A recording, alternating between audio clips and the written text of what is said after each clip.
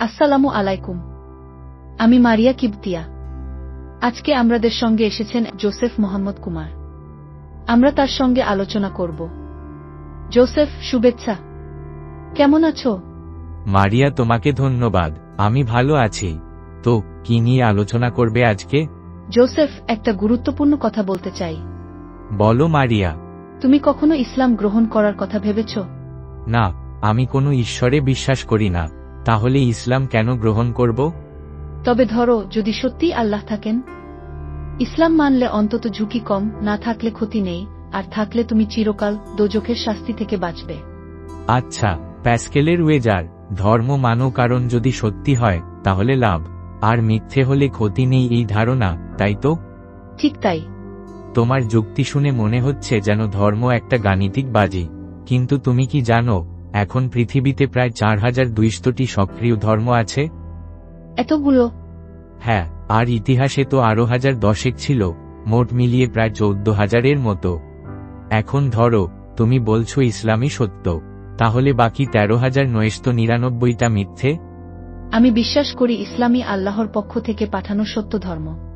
ঠিক যেমন একজন খ্রিস্টান বিশ্বাস করেন যিশুই মুক্তির একমাত্র পথ, এক হিন্দু বিশ্বাস করেন শ্রীকৃষ্ণই পরম গন্তব্য, এক শিখ ভাবেন গুরু গ্রন্থ সাহিবই চূড়ান্ত সত্য। সবারই একই দাবি। তাহলে গাণিতিকভাবে ভাবলে ইসলামের সত্য হবার সম্ভাবনা দাঁড়ায় 14,000 ভাগের 1 ভাগ, মানে শতকরা 0.007। কিন্তু একজন সত্যিকারের ঈশ্বর তো অবশ্যই আছেন। ধরে নিচ্ছি আছেন। তাহলে আমি যদি সুযোগ বাড়াতে চাই, সব ধর্মই পালন করব? তা কি সম্ভব? সব ধর্ম তো একসাথে পালন করা যায় না। ঠিক তাই।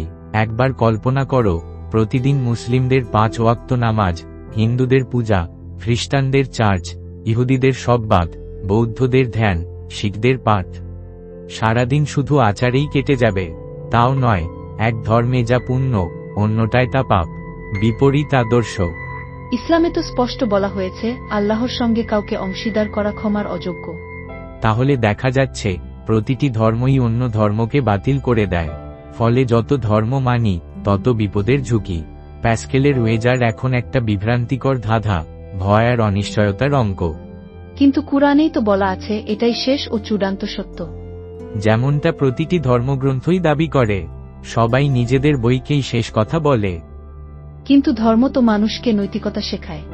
তা সব সময় নয়।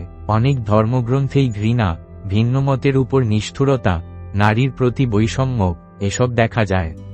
তখন প্রশ্ন জাগে, এই যদি ঈশ্বরের বাণী হয়, তাহলে তিনি এমন বই কেন পাঠাবেন?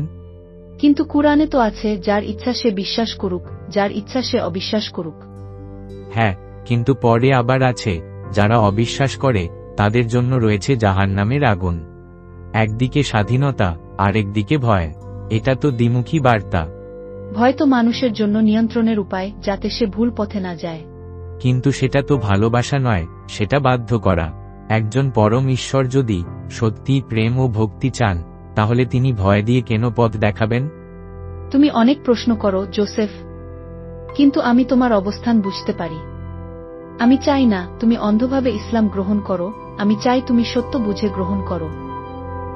সত্যই যদি আমার লক্ষ্য হয়, তাহলে সেটা খুঁজব ভয় নয়, যুক্তি ও বুদ্ধি দিয়ে।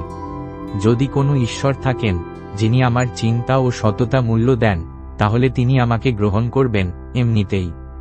ধর্ম যদি হয় এক যাত্রা, তাহলে তার গন্তব্য হওয়া উচিত প্রেম, উপলব্ধি আর প্রশ্ন করার অধিকার, কেবল একটি বাজি নয়। ঠিক আছে, আমরা একমত না হলেও আলোচনা করতে পারছি, এটাই গুরুত্বপূর্ণ। হ্যাঁ, একমত না হলেও যুক্তিসঙ্গত আলোচনা করা দরকার। জোসেফ, তোমাকে ধন্যবাদ। এই ভিডিওটি শেষ পর্যন্ত দেখার জন্য সবাইকে ধন্যবাদ। এরকম আরও ভিডিও পেতে হলে আমাদের চ্যানেল লাইক, ফলো ও সাবস্ক্রাইব করতে ভুলবেন না।